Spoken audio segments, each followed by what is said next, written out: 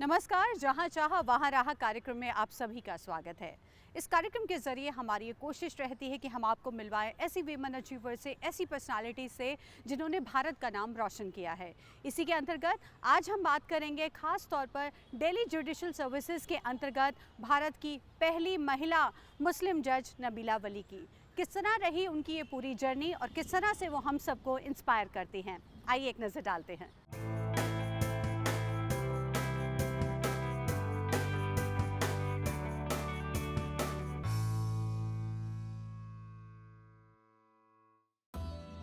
Leak से हटकर काम करने की तमन्ना हम सब की होती है, लेकिन बहुत कम लोग ऐसे होते हैं जो उस रास्ते पर आगे बढ़ते हैं और अपने लक्ष्य को हासिल कर कुछ अनुपम कर जाते हैं।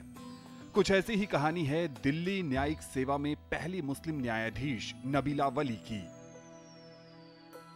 साइंस की स्टूडेंट रही नबीला ने दिल्ली के जामिया मिलिया इस्लामिया से LLB किया और उसके बाद न्यायिक सेवा में अपने योगदान से कई मील के पत्थर भी स्थापित किए। लोगों की समस्याओं को सुनना, उन्हें समझना और फिर सुलझाना नबीला को बेहद पसंद है। हर मुकदमे को सुलझाकर नबीला को आत्मसंतुष्टि का अनुभव होता है। दिल्ली के साकेत कोर्ट में बतौर मेट्रोपॉलिटन मजिस्ट्रेट कई केस की गुत्थी सुलझाने वाली नबीला आज भी पढ़ाई करती हैं ताकि वो अपने निर्णयों में और बेहतरी ला सकें। इस पूरे सफर में उन्हें परिवार का पूरा साथ मिला है।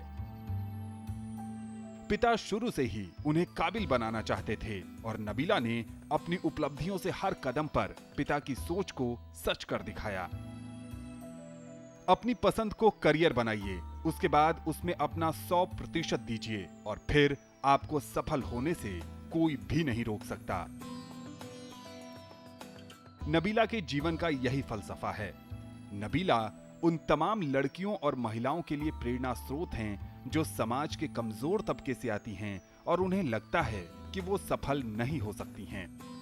नबीला को उनकी अनुपम उपलब्धियों के लिए सलाम। शायद किसी शायर ने खूब कहा है कि तू खुद तो बदल, तब तो ये ज़माना बदलेगा। रावी की रवानी बदलेगी, सतलुज का मुहाना बदलेगा, गर शौक में तेरे जोश रहा, तकदीर का दाना बदलेगा। तू खुद तो बदल, तब तो ये ज़माना बदलेगा। और ऐसा ही एक बदलाव लेकर आई हैं नबीला वली। आइए आपकी मुलाकात कराते हैं। नबीला वली जी, आपका बहुत बहुत स्वागत है जहाँ चाह वहाँ रहा कार्यक्रम में। Thank you. और बहुत से लोग ये कार्यक्रम देख रहे हैं, ज़रूर जानना चाहेंगे कि बचपन में किस तरह से इस जर्नी की शुरुआत हुई और अगर हम अब तक की बात करें तो क्या कुछ बदला है? मुझे लगता है कि शिक्षा आपके जीवन में एक अहम मायने रखती है और शिक्षा एक ऐसा साधन है कि जो आपको अंधकार से ज्ञान की ओर ले जाता है। मैं अपने आप को खुशनसीब मानती हूँ कि मेरी परवरिश एक किसी ऐसे ही माहौल में हुई है जहाँ पढ़ाई को, शिक्षा को बहुत अहमियत दी गई थी। गांधी जी का एक वाक्य है, एक कोट है जो मैंने अपने फादर से बहुत बार सुना है कि when you teach a man you teach an individual, but when you teach a women you teach an entire family. जिसका मायने है कि अगर आप एक पुरुष को पढ़ाते हैं तो आप सिर्फ उसी को पढ़ाते हैं, बट अगर आप एक महिला को पढ़ाते हैं तो आप एक पूरे परिवार को शिक्षा से ज्ञान देते हैं। तो इन्हीं सारे मेरा बचपन ऐसे ही रहा है। मैंने यही सारे विचार सुने हैं, देखा है।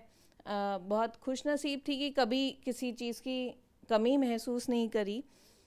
बेस्ट ऑफ एजुकेशन ली है मैंने। मार्टरडेज कॉन्वेंट स्कूल से मैंने अपनी स्कूली तालीम हासिल करी थी। जामिया मिलिया इस्लामिया यूनिवर्सिटी से मैंने अपनी LLB और LLM की तालीम हासिल करी। आप वैसे एक साइंस स्टूडेंट थी, तो साइंस से लॉ की तरफ जाना, ये मेजर शिफ्ट कैसे आया? क्या था आपके दिमाग में? क्या देश के लिए कुछ करना चाहती थी? समाज में महिलाओं को एक अलग दर्जा देना चाहती थी? तो ये शुरुआत कहाँ से हुई? जी, इनफैक्ट मैं एक साइंस स्टूडेंट थी और मैं इंजीनियरिंग एग्ज़ाम्स के लिए तैयारी भी कर रही थी। बट आप इसे इत्तेफाक कह लीजिए, ये ऐसा ऐसा हुआ कि उस दौरान मेरे हमारे एक जानकार, मेरे एक रिश्तेदार थे जो सुप्रीम कोर्ट में एडवोकेट थे, तो वो उनकी मुलाकात मेरे फादर से हुई और एग्ज़ाम देने की का ही प्रोसेस चल रहा था. I was attending various exams, various entrance exams. तो उन्होंने उस समय मेरे पापा से ये बात कही थी कि आप इसको लॉ का एग्ज़ाम क्यों नहीं दिलवाते हैं. तो ऑनेस्टली जैसे कि दूसरी फैमिलीज़ में होता है, हमारी फैमिली में भी एक डॉक्टर और इंजीनियर, यही सुना हमने बचपन से, सुना था, देखा था कि मैक्सिमम सब लोग बच्चे डॉक्टर, या तो डॉक्टर बनते हैं या इंजीनियर. तो जब ये बात उन्होंने उनसे कही और बताया कि नहीं, लॉ का एक बहुत अच्छा एवेन्यू है, एंड बीइंग इन दिल्ली जहाँ पे आप सुप्रीम कोर्ट है, हाई कोर्ट है, डिस्ट्रिक्ट कोर्ट्स हैं, तो एक एक्सपीरियंस बहुत अच्छा आपको मिल जाता है.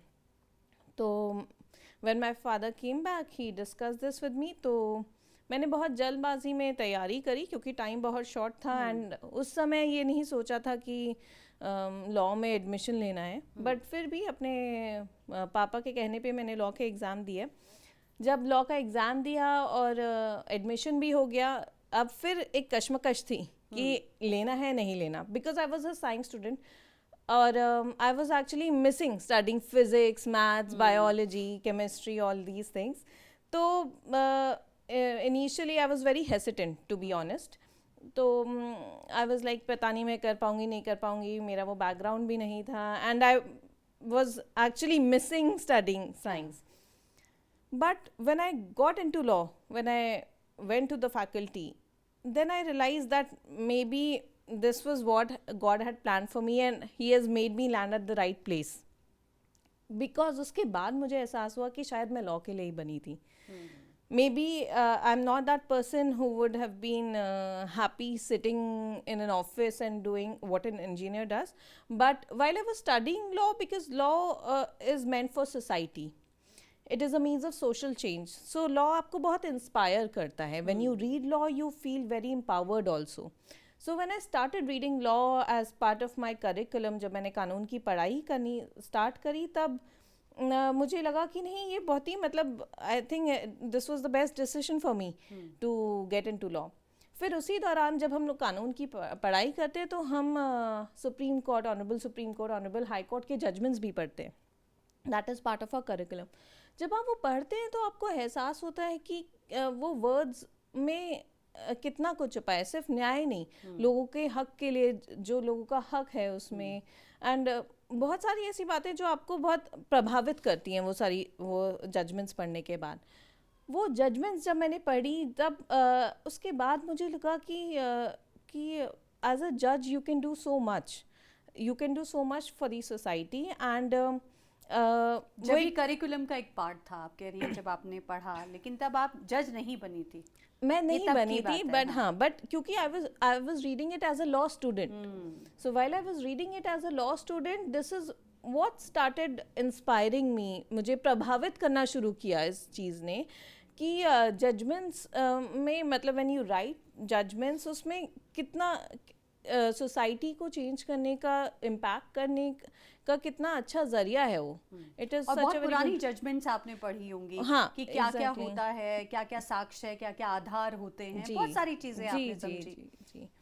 तो यही सब पढ़ने के बाद मुझे लगा कि कितना कुछ आप कर सकती हैं, कितना कुछ कर सकते हैं. एंड यस, एज अ जज you can do so much for the society. And Nabila ji, जब आप कानून की पढ़ाई कर रही थी तो किस तरह का रिएक्शन था? आपके फादर ने तो कहा कि हाँ नहीं आप करिए पढ़िए, लेकिन फादर को कितना कुछ सुनने को मिला है, या मदर को रिलेटिव्स ने या आसपास वालों ने क्या कुछ कहा? तो वो कभी कुछ लगा कि अरे डिसअपॉइंटमेंट हुई? When I had decided to take up law, जब मैंने लॉ लेने की सोची थी, लॉ में एडमिशन लेने की सोची, तो उसको एक बहुत ही सकारात्मक तरीके से नहीं देखा गया.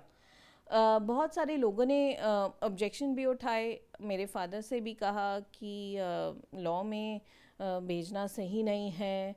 बहुत तरीके की बातें की गई कि लड़कियां कहाँ कोर्ट कचहरी में जाएंगी और शादी नहीं होती है। जिन लोगों ने कानून किया है, कानून की पढ़ाई करी, उन लड़कियों की शादी नहीं होती है, कि मतलब उसमें कानून दिक्कत चलाएगी आएगी। लड़की, फिर हमारे घर और आकर अगले घर जाएगी। जी, तो हाँ, और बहुत सारी ऐसी बातें कही जाती हैं कि बहुत ज़्यादा कानून पढ़ने के बाद लड़कियां बहुत ज़्यादा डोमिनेटिंग हो जाती हैं।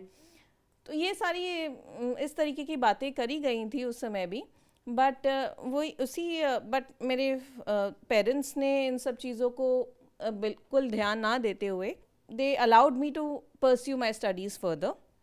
एंड आपका एक पेरेंट्स का ही सपोर्ट होता है, अगर आपको पता है, because parents are your entire world when you are a student. So when you know that your parents are there standing for you and supporting you, तो आप खुद बहुत कॉन्फिडेंटली आप आगे बढ़ते जाते हैं अपने लक्ष्य को प्राप्त करने के लिए। तो वही मेरे साथ हुआ। I got my confidence from my parents and they did not listen to all these things. So you decided at a very young age what you wanted to do. लेकिन जब जज बने और ओथ ली आपने, तो वो मोमेंट कैसा था? The day I took my oath, I was not only shaking, but I was also filled with excitement, honor in my heart. When we took that oath, oath that is a constitutional oath, and आपको ये एहसास होता है कि एक इतनी बड़ी जिम्मेदारी आप लेने का काम आप लेने जा रहे हैं, और आपको किस रिस्पॉन्सिबिलिटी के साथ, किस जिम्मेदारी, किस integrity, honesty and keeping in mind the constitutional values, इन सब चीज़ों को मद्देनज़र रखते हुए अब आपको अपना काम आगे करना है एज अ जज। तो वो जो ओथ टेकिंग मोमेंट होता है, बहुत ही एक अलग बियॉन्ड डिस्क्रिप्शन वो एक मोमेंट है। तो शायद वो न्याय की मूर्ति हमेशा आपके दिमाग में रहती होगी, आंखों पर काला कपड़ा लगे हुए, तराजू हाथ में लिए। लेकिन जब आपने ओथ ली, तब आपको ये पता था कि आप पहली, अगर हम दिल्ली की बात करें तो महिला मुस्लिम जज हैं? तब तक आपको पता था? मैं जब अपनी ट्रेनिंग के लिए हम लोग जब दिल्ली जुडिशल अकेडमी गए, तो उस दौरान फर्स्ट डे था और हम लोग सब सारे officers, judicial officers, trainee officers, हम लोग वहाँ बैठे हुए थे। और जो हमारी डायरेक्टर मैम थी, उन्होंने इस बात का जिक्र किया उस समय। तो मुझे बहुत अच्छा लगा वो बात सुन के, क्योंकि मैम ने फिर इस बात का जिक्र किया, सराहना की, मेरे लिए तालियां भी बजवाई। सो ये सारी चीज़ें सिर्फ आपको एक मोटिवेशन देती हैं, and it makes you inspire other people also, कि दूसरे लोग देख के आप बस यही चाहते हैं कि वो लोग भी आप आगे बढ़े, सो दैट एक ओनस आ जाता है कि आप what you can do for the society, and then कैसे और लोग आपको देख के प्रेरित होके और आगे सोसाइटी में अपने लिए कुछ मुकाम हासिल कर पाए। बिल्कुल। तो बहुत सी महिलाएं ये कार्यक्रम देख रही हैं, या फिर जो आपकी तरह कानून की पढ़ाई करना चाहती हैं या महिला जज बनना चाहती हैं, तो वो ये भी जानना चाहती होंगी कि किस तरह की स्ट्रैटेजी अपनाई जाए जब आप कानून की पढ़ाई करते हैं, आगे बढ़ना चाहते हैं। तो वो टिप्स भी ज़रूर बताएं। ज़िंदगी खुदा की एक अनमोल नेमत है, और हर किसी की ज़िंदगी का एक मकसद होता है। हर इल्म किसी मंजिल को आवाज़ देता है। इसी सोच के फलस्वरूप मैंने न्यायिक सेवा की परीक्षा देके जज बनने का फ़ैसला किया था। बट ये एग्ज़ाम देने से पहले ही मुझे न्यूज़पेपर पढ़ने का बहुत शौक़ था। तो मैं बचपन से ही मैं न्यूज़पेपर, लेटेस्ट न्यूज़ से बहुत अपडेटेड रहती थी, जनरल नॉलेज से बहुत अपडेटेड रहती थी, बिकॉज़ ये इस तरीके के एग्ज़ाम्स के लिए ये बहुत इंपॉर्टेंट है। आपको you have to be very good with your general knowledge, with the current affairs, बहुत अपडेटेड रहना पड़ता है। उसके अलावा जुडिशल सर्विसेज एग्ज़ाम देने के लिए आपको लॉ में पढ़ाई करनी पड़ती है, आपको एक लॉ की डिग्री चाहिए। तो लॉ के सब्जेक्ट्स पर ही एग्ज़ाम होता है, तो लॉ के सब्जेक्ट्स की भी आपको तैयारी करनी पड़ती है। इस तैयारी के पीछे मेरे शिक्षकों का भी बहुत बड़ा रोल रहा है। चाहे वो मेरे स्कूल के टीचर्स हो या मेरी यूनिवर्सिटी के टीचर्स हो, या जहाँ से मैंने अपनी न्यायिक सेवा परीक्षा की तैयारी करी थी, मेरे वो सर हो, उन सब ने मेरी तैयारी में बहुत बड़ा योगदान दिया है। और यानी कि जो टेक्स्ट बुक है, जो टीचर स्कूल में पढ़ाते हैं, या फिर आपको लीगल सर्विसेज में जो पढ़ाई की जाती है, उसको तवज्जो दें, उसको ध्यान से पढ़ें। जी, जी, हर किसी भी, चाहे कोई भी एग्ज़ाम दे रहे हो आप, नॉट जस्ट जुडिशल सर्विसेज, चाहे आप कोई भी एग्ज़ाम दें, मैं हर स्टूडेंट से यही कहना चाहूँगी कि उसको समझ के पढ़ना बहुत ज़रूरी है। चाहे आप बोर्ड के एग्ज़ाम्स दे रहे हो या कोई दूसरा एग्ज़ाम दे रहे हो, किसी और एंट्रेंस एग्ज़ाम के लिए आप पढ़ रहे हैं, तो चीज़ों को समझना, उनको अपने दिमाग में ढालना बहुत ज़रूरी है। जब मैं इस एग्ज़ाम की तैयारी कर रही थी, तो मैंने एक दृढ़ संकल्प किया था कि मुझे ये एग्ज़ाम क्लियर करना है, और उसके लिए मैंने बिल्कुल भी अपना वक्त ज़ाया नहीं करती थी। मतलब मैं अगर कॉलेज भी जाती थी या मैं कहीं और भी, मतलब मैं बाहर भी जाती थी, तो मेरे दिमाग में आईपीसी के सेक्शंस, सीआरपीसी के सेक्शंस, एविडेंस एक्ट के सेक्शंस घूमते रहते थे, और मैं वही पढ़ के रिवाइज़ करती रहती थी कि क्या है।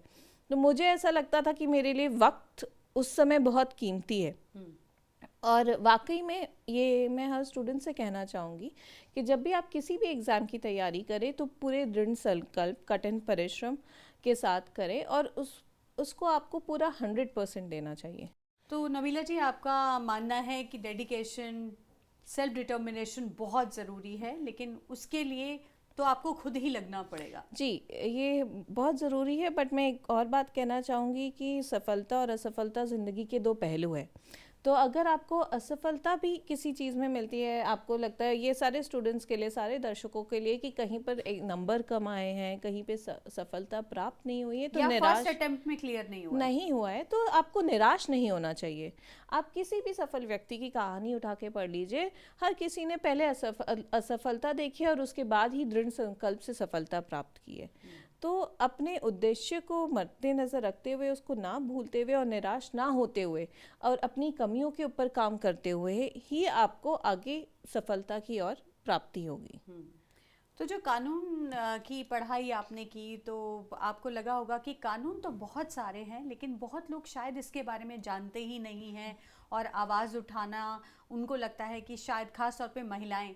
लेकिन क्या कुछ इतने सालों में बदलाव हुआ है, कोई मेजर शिफ्ट देखा गया है कि अब हाँ, जो औरत है वो एम्पावर हुई है, कॉन्फिडेंटली आपके पास आती हैं, तो किस तरह का रवैया रहता है? जी बिल्कुल, मुझे लगता है कि अब महिलाएं अपने अधिकारों को लेके बहुत जागरूक हैं, और वो अपने राइट्स को एक्सरसाइज करने के लिए आगे आने में भी अब कोई संकोच नहीं रखती हैं। तो एंड ये चीज़ें आप ओवर द इयर्स आप देखिए कि बहुत सारे कानून भी ऐसे बनाए गए हैं जो महिलाओं को बहुत तरीके से एक सेफगार्ड प्रोवाइड करते हैं, बहुत ज़्यादा प्रोटेक्शन देते हैं, चाहे वो क्रिमिनल लॉ हो, हमारा कॉन्स्टिट्यूशनल लॉ हो, या सिविल लॉ हो। इन सारे लॉज में ही वुमेन के लिए बहुत अच्छे प्रोविजंस हैं, जहाँ पे वो अपने राइट्स को एक्सरसाइज कर सकती हैं, अपने हक को आके कोर्ट में भी अपने हक के लिए आके आवाज़ उठा सकती हैं। तो अपने अधिकार के प्रति जागरूक हैं महिलाएं। जी बिल्कुल। और अब थोड़ा सा बदलाव देखा जा रहा है कि ये अपने हक के प्रति आवाज़ उठाती हैं, जैसा कि आपने कहा। सबसे पहले तो मुझे लगता है कि ये हर महिला को ये जानना बहुत ज़रूरी है कि उसके अंदर वो बहुत कुछ गुजरने के काबिल है, और चाहे वो किसी भी क्षेत्र में हो। और बचपन से लेके मैंने देखा है कि चाहे छोटे हो या बड़े भी, आगे भी, आप चाहे एक बेटी हैं या फिर एक बीवी हैं या एक माँ हैं, women are very strong as individuals. Psychologically women are very strong, and बहुत women are in fact capable of doing exceptional things. They have immense power. They have immense power. They can multitask, I think. तो एक महिला क्या कुछ नहीं कर सकती? मैं तो इनफैक्ट ये पूछूंगी कि क्या कुछ नहीं कर सकती? आप कुछ भी काम दे दीजिए, महिलाएं सारा काम करके दिखा सकती हैं आपको। तो वो घर भी संभाल रही हैं, बाहर अपना जॉब भी संभाल रही हैं, पढ़ाई में भी बहुत अच्छा कर रही हैं। आप कोई भी परीक्षा के रिजल्ट उठा के देखिए, महिलाएं कितने अच्छे नंबरों से पास होती हैं। बिल्कुल पास हो रही हैं, डिस्टिंक्शन ला रही हैं। इनफैक्ट मैं ये भी आपको बताना चाहूँगी कि हमारे जो जुडिशल सर्विसेज का जो बैच है, हमारे बैच में भी we are maximum women judicial officers. तो काफ़ी हर जगह आजकल वुमेन की मेजॉरिटी है। आप एज अ मोटिवेशनल स्पीकर भी जाती होंगी स्कूल्स में, कॉलेजेस में, तो वहाँ पर जब आपको नबीला वली को इंट्रोड्यूस किया जाता है, तो उन बच्चों का जो एक रवैया होता है आपको लेकर कैसा होता है, और वो क्या कुछ करना चाहते हैं? मेरी सर्विस के दौरान मुझे कई बार ऐसे मौके मिले जहाँ पे मुझे स्कूली बच्चों से जाके इंटरेक्शन करने का अवसर मिला। और ऑनेस्टली वहाँ पे आप आई डोंट गो एज कि मैं नबीला हूँ या मैं मतलब एक जुडिशल ऑफिसर हूँ। मुझे बहुत खुशी होती है कि जाके जो यंग जनरेशन है, जो अपकमिंग जनरेशन है और जो देश का फ्यूचर है, उनसे सिंपली जब बस जाइए और दिल से बात करिए, तो आपको उस समय पता पड़ता है जब आप दिल से बच्चों से बात करते हैं कि वो खुद ऑलरेडी बहुत अवेयर हैं। आजकल के बच्चे बहुत अवेयर हैं और वो अपने सही गलत को समझते हैं, वो क्या करना चाहते हैं जीवन में वो समझते हैं, वो जानते हैं। बहुत सारी लड़कियों से जब आप बात करते हैं तो आपको पता पड़ता है दैट कितने एक्साइटेड हैं, उनके अंदर क्या एक जुनून है आगे बढ़ने का, कुछ कर गुजरने का, अपने देश के लिए, अपने समाज के लिए, अपने परिवार के लिए, खुद के लिए। तो ये सारे मौके आपको बहुत खुश करते हैं, आपको बहुत एक हर्ष और उल्लास होता है कि हमारी देश के बच्चे, हमारी देश की महिलाएं इतने आगे आ रही हैं और इतना कुछ करने की चाह रखती है। तो ऐसा कहा जा सकता है कि हर कोई नबीला वली तो बनना चाहता है, लेकिन अगर वो जज नहीं बन पाता या और किसी पोजीशन पर नहीं आ पाता, तो उसके लिए और क्या क्या मौके हैं और क्या क्या अपॉर्चुनिटीज़ है? अगर हम लॉ की पढ़ाई करते हैं, कानून की पढ़ाई करते हैं, तो उनके एवेन्यूज़ बताएं। जी, लॉ एक बहुत ही बड़ा डोमेन है और न्यायिक सेवा के अलावा आप कानून की पढ़ाई करके आप एज एडवोकेट कोर्ट्स में प्रैक्टिस कर सकते हैं, आप कॉर्पोरेट फर्म्स में जा सकते हैं, कॉर्पोरेट लॉयर बन सकते हैं, पब्लिक प्रोसिक्यूटर बन सकते हैं। और लॉयर्स की ज़रूरत तो हर जगह है, हर एवेन्यू में, हर डिपार्टमेंट में है, तो आप लीगल एडवाइज़र बन सकते हैं। तो नबीला जी, इंटरनेशनल वुमेंस डे पर हमारे दर्शकों के लिए, महिलाओं के लिए आपका क्या मैसेज है? सारे दर्शकों के लिए और लड़कियों के लिए, महिलाओं के लिए मेरा यही मैसेज है कि काम करो ऐसा कि मिसाल बन जाए, हर कदम चलो ऐसा कि निशान बन जाए। ज़िंदगी तो सभी काट लेते हैं, ज़िंदगी ऐसे जियो कि मिसाल बन जाए। तो ऐसी ही एक मिसाल की आज हमने बात की, और नबीला वली जो दिल्ली जुडिशल सर्विसेज के अंतर्गत पहली महिला मुस्लिम जज हैं, अपना वक्त देने के लिए और इतनी इंस्पिरेशनल स्टोरी हमारे साथ शेयर करने के लिए आपका बहुत बहुत शुक्रिया नबीला वली जी, जहाँ चाह वहाँ रहा कार्यक्रम में। Thank you so much.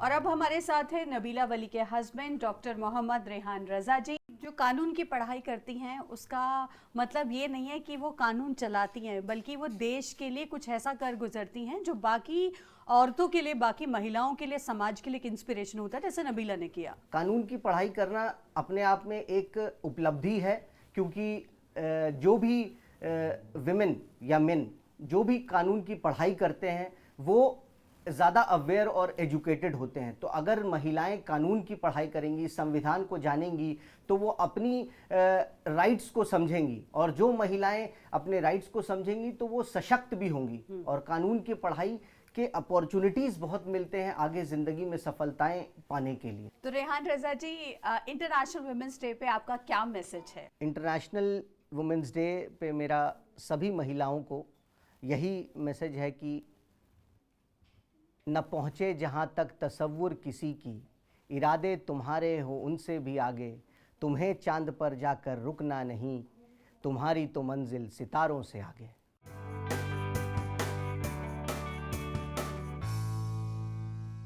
Nabila आज जिस मकाम पर है उसमें उनके परिवार का योगदान खासा महत्वपूर्ण है।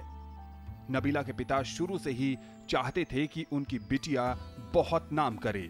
नबीला ने अपने इस पूरे सफर में परिवार का मान सम्मान बढ़ाया, जिससे उनके माँ बाप को गर्व है। और अब हमारे साथ है डॉक्टर नबीला वली के फादर डॉक्टर मुस्तफ़ा खान वली, और उनसे जानेंगे कि किस तरह से उन्होंने अपनी बेटी को इतने मौके दिए कि वो आज यहाँ तक पहुँची हैं। किस तरह का आपका विजन था कि नहीं, बेटी को कुछ बनाना है और यहाँ तक पहुँचाना है? मेरा एक ही थीम था कि मैं इसको बहुत आगे तक पढ़ाऊंगा, और मैंने इसे कभी भी पढ़ाई के लिए कभी नहीं रोका। और जो भी इसने जहाँ तक इसने पढ़ाई की, माशाल्लाह बहुत अच्छे से पढ़ाई की, और बहुत ही एक मतलब अपनी क्लास में और स्कूल में नाम किया।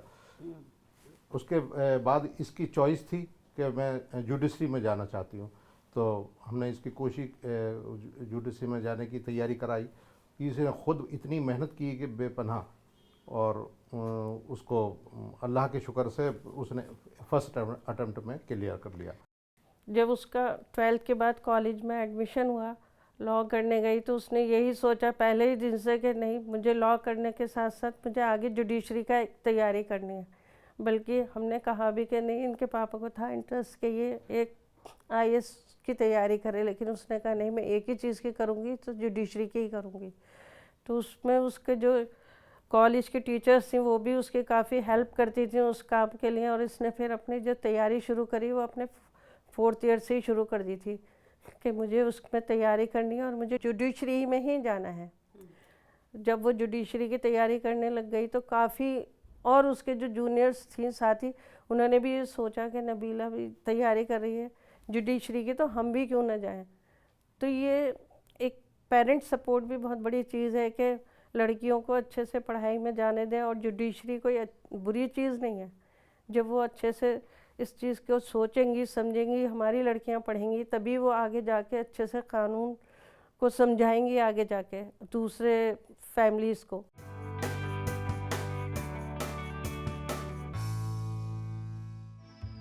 लाखों लोगों को प्रेरित करने वाली नबीला के छोटे भाई बहन भी उनसे बेहद प्रभावित हैं।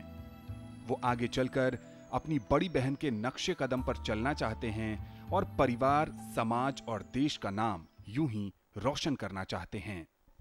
This whole field of law is actually a very vast field in itself. So girls, whosoever are interested in this particular field, can move ahead going into different arenas of law. Since it's a very wide field, then there are opportunities of coming into corporate law, being an in-house counsel, being law officers at government ministries. लड़कियां जब judicial services में आएंगी तो तभी देश आगे बढ़ेगा।